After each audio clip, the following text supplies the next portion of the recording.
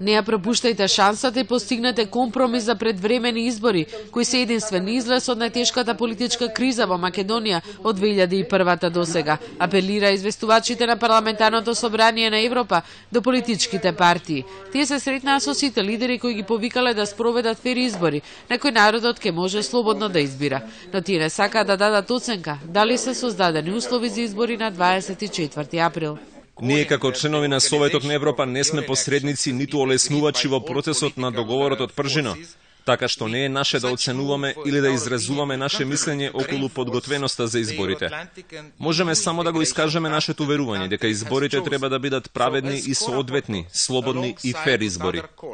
Неколку извештаи се уште се подготвуваат за проценка на условите за избори. До 24 февруари, на крајот на овој процес, пратениците на кои мандатот им е даден од страна на граѓаните, ќе ги извагаат сите аргументи и ќе донесат конечна одлука и чекори за свикување предвремени избори како што е претходно договорено, при што сите се надеваат и очекуваат да бидат слободни и праведни.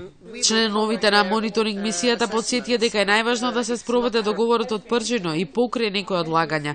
Како позитивни чекори од договорот ги нотираа проширувањето на Државната изборна комисија и прочистувањето на избирачкиот список како клучно, но и формирањето на специјалното обвинителство.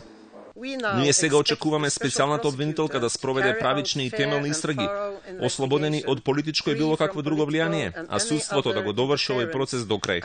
Пратеникот од Молдавија Гиличи ги потсети политичките партии дека имаат обврска ден по изборите да почнат да ги решаваат системските проблеми кои ги откри политичката криза, како независноста на судството, корупцијата и слободата на медиумите.